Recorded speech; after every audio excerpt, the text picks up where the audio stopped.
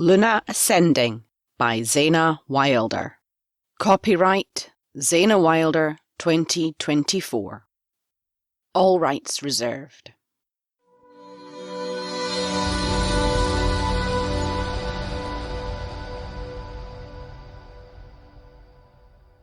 Chapter 33. Freya. My wolf's giddy that we've claimed our mate. Ecstatic, but who really is the man that marked me? Dirk's actions play on repeat in my head, even as I try to concentrate on Liz, on enjoying a simple coffee with her. Something I didn't know if I'd ever get to do again. My cup clatters on the saucer. Damn it, I didn't have Dirk pegged as cruel. He's surprised me, in a bad way. In that cell, with the mercenary a bloody mess in the corner, Dirk's face was contorted, ugly. Hatred shone out of it. If I hadn't been so angry with him, he'd have scared me. The memory is scaring me. I had to stop him. It was the right thing to do. When I screamed at him, he was shocked, dazed almost, but it still wasn't enough. I had to use my magic, had to compel him before he snapped out of it completely. A tingling shiver ran over my runes and up the back of my head, and he obeyed. I don't even know if he was aware of what I did. But that power scares me. Liz leans over the table, grasping both my hands in hers. For goddess' sake, Freya, snap out of it. Dirk didn't kill the guy. He would have, Liz. You didn't see his face. How can I love that? How can I be in love with that? I clap a hand over my mouth. I can't love Dirk. I barely know him. Liz raises an eyebrow. Shifters are not human. We're different. You're different. We're more primal. What the hell's that supposed to mean? Ask a wolf. Shifters are more prone to sorting things out physically, if it's called for. It creates a natural order, darling. Great. So if I step out of line, Dirk's going to clip me round the ear and put me back in my place? No, Freya, no. Dirk would never do that. In a pack, it's generally obvious which shifter is more dominant, so it's rare for violence or bloodshed to occur. It creates a kind of hierarchy, darling, a harmony. So what you're saying is, as long as you're top of the food chain, you're all right. If you're a weak shifter, you're screwed. She scowls, releasing my hands, pushing herself away. I swear you're deliberately misunderstanding. Darling, weaker shifters simply have different roles. They're no less valued. And by being part of the pack, they're protected. The same thing is generally true between packs and species. There's a rough idea of who's more dominant, and we all behave accordingly. This recent violence has only started up because of the fucking Coven and the Fade. Folding my arms across my chest, I glare straight back at her. I want to belong here, with Dirk's pack, but not if that's what they are, ruled by aggression, dominance. I don't want to become that. I don't want any part of that. For heaven's sake, Freya, you marked him. What were you thinking if you're not sure about this? Screw it. Screw her. I push to standing so suddenly my chair topples. Without a single glance back in her direction, I march out the room. Damn it, I didn't know my wolf would take over and claim Dirk. I care for him, but she is right. I'm not sure. Not as sure as I ought to be. I'm falling for him, yeah, but how do I know if it's real? How do I know it's not just the stupid fated mate bond forcing me to feel like this? I slip inside our bedroom, firmly shutting the door, shutting the pack out. He better be the man I think he is. Please, please, please do not let him be some power-hungry tyrant. I can't deal with another mark. I fling myself on the bed, staring at the ceiling. Dirk's not even the only thing I have to worry about. Half the pack wants to clamp that hideous, power-sapping collar straight back on Morganna. And I can't let that happen. It would make the pack no better than the coven. Auntie Morganna. A broken witch is terrifying. But I'm pretty sure ruining her trust is equally dangerous. And she's technically my mum, even if she's always going to be Auntie Morganna to me, Auntie Morgan.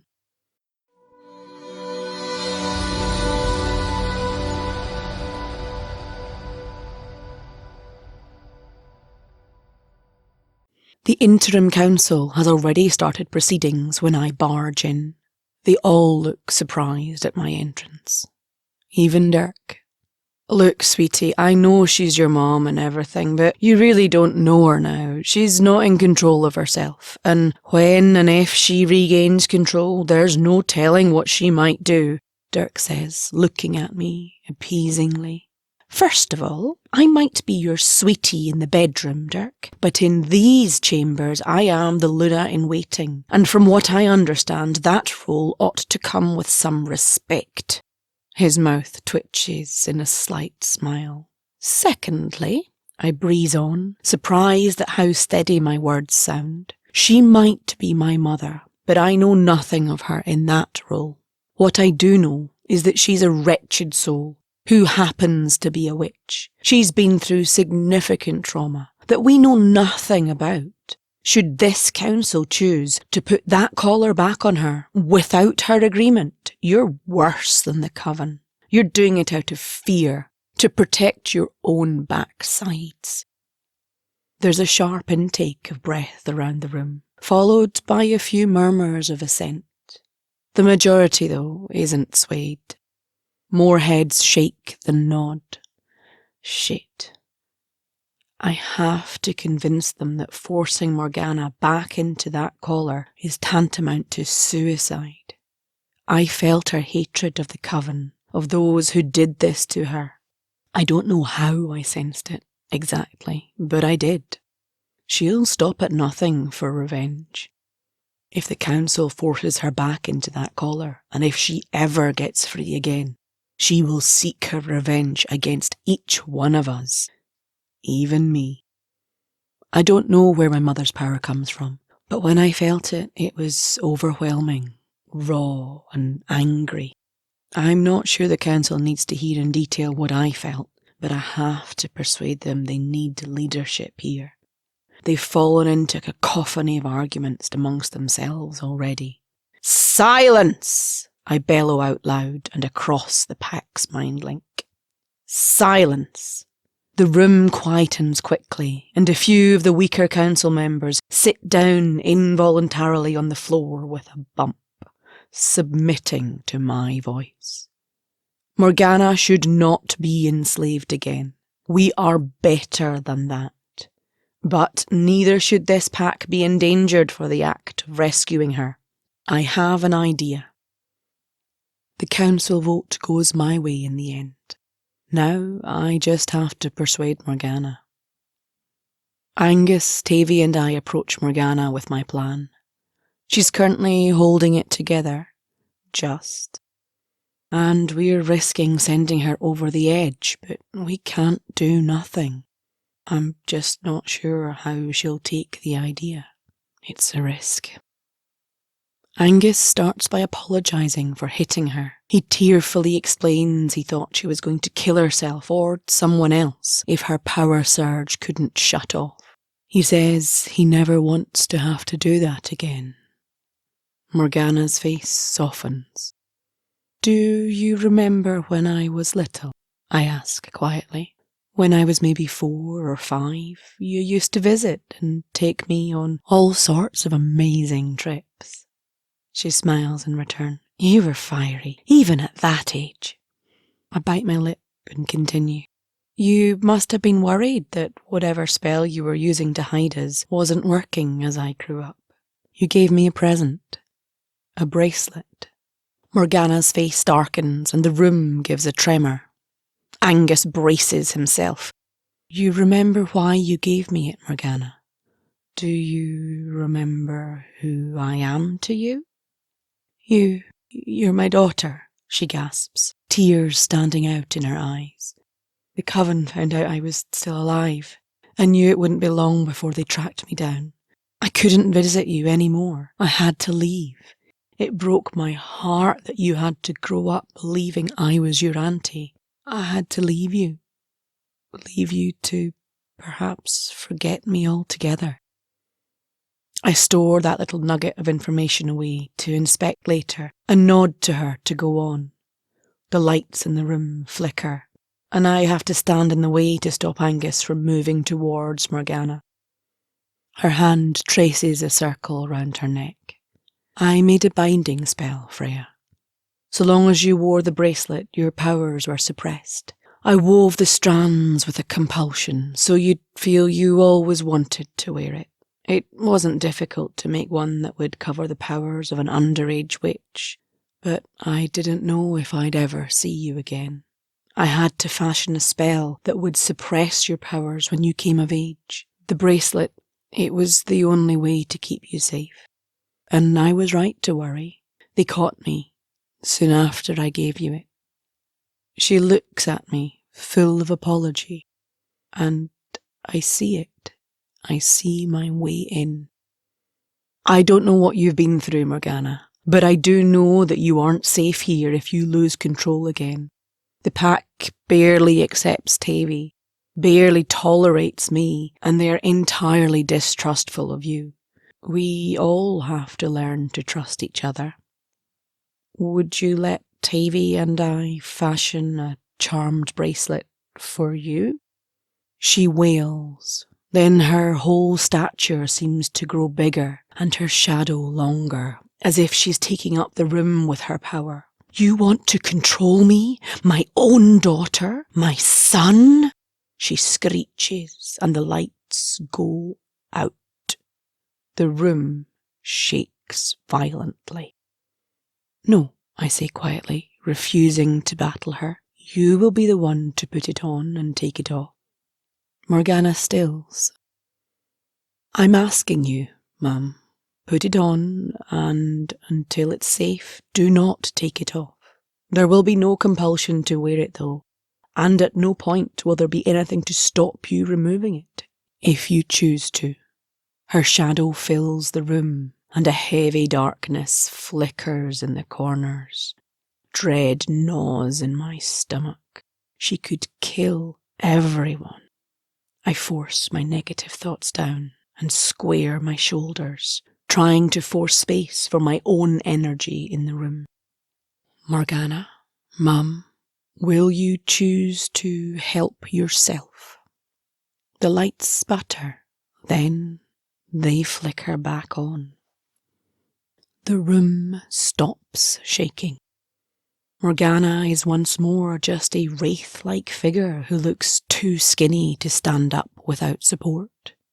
Angus rushes to her side, and she leans heavily on him as she stares into my face. She gives a tiny, almost imperceptible nod. In the end, Morganna helps Tavy and I research how best to create the spell. It feels almost like some parent-child bonding as we bicker quietly over the best materials and stones to use. She tells us slowly, haltingly, about the night Angus thought she'd died. She and her new daughter were flung to the ground in the blast, and she was knocked unconscious. When she came around, she sensed the coven approaching and tried to escape. Having just given birth to twins, she was physically weak, her magic severely depleted. She managed to mask her presence as far as the edge of the woods, then had to let the spell drop in order to concentrate all her energy on fast flowing away, carrying her baby. Weaker witches wouldn't have sensed her from that distance, but the powerful ones caught her trail and went after her. Nearing the end of her reserves, Morganna was giving up hope when a new threat appeared. She was cornered by 3 vampires. Morganna pauses in her story, glancing at me. She explained how the vampires seemed unnaturally interested in her daughter. in me, and so increasingly alarmed she prepared to fight them. It didn't matter the threat. Coven or vampires, no one was harming her only surviving child, while she had enough breath to fight. Morganna suddenly looks tired and winds up the story quickly, hands trembling with fatigue. In the end, she didn't need to fight the vamps. They helped her escape and hid her for days. Whilst inside their home, protected by their shields, no sense of the outer world penetrated. She assumed Angus and her baby boy were dead. She grieved. Once she regained enough strength, Morganna cast a wickedly powerful spell to stay off the Coven's radar. She smiles sadly.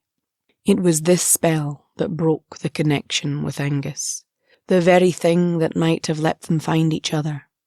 Her mate bond severed.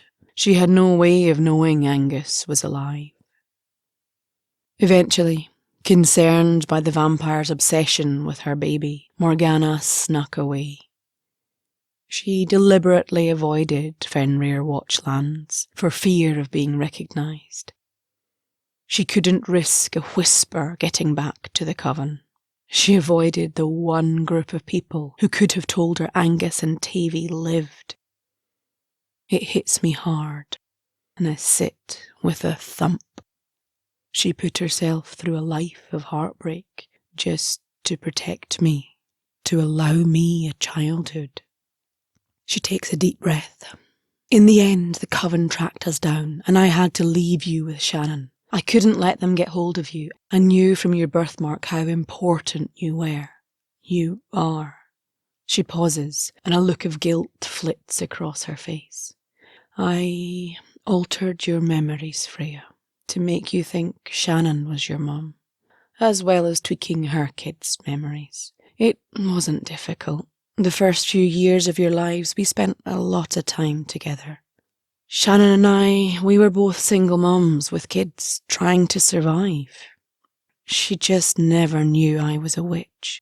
She and I, we go way back. We went through foster home after foster home together. We stuck up for each other, as if we were sisters. I thought she would have given you a better life, Freya. I'm sorry. You wiped my memories. I can't keep the harsh tone from my voice. She couldn't have known Shannon, would take up with my jerk stepdad, but she consciously decided to change my perception of reality. Blame me if you must, Freya. Morganna's voice cracks. But the Coven left me no choice. They're really the ones to blame for what you endured as a kid.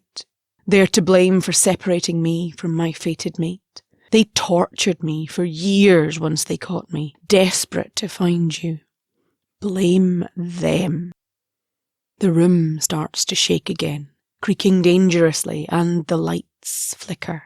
Before Morganna can melt down entirely, I thrust the finished bracelet toward her. She takes it hesitantly and slips it on, grimacing. I demonstrate the quick release catch that we built in. If you need or want your magic, Morganna, it's there. She nods, looking only slightly happier, and traipses away without saying another word. Over the next few days, Morganna regains a lot of her physical strength. She manages a few simple meditations without the bracelet on, and her magic seems to stay under control at all times. As much as I love the Council's praise for my plan, I'm worried. Really, really worried. Whenever that bracelet is off, I'm overwhelmed by her malevolent aura. The air is thick around her. I hope I haven't persuaded the pack to harbour trouble. Her anti-Coven rhetoric is hard-line and hate-filled, and Goddess knows she has a right to be angry, but this feels too much, too extreme. I have to talk to Dirk. The little girl in me wants to protect Morganna, my auntie, my mum, but it's not something he should be blind to. Dirk sighs. I hear what you're saying, Freya. I really do. It's not a bad idea that the pack hear Morganna's hatred for the Coven. But Dirk, her obsession with revenge is just that. I can feel it. It's a single-minded determination. She won't let anything get in her way. She could easily do something that might endanger the pack, and she wouldn't think twice if it meant she got her revenge.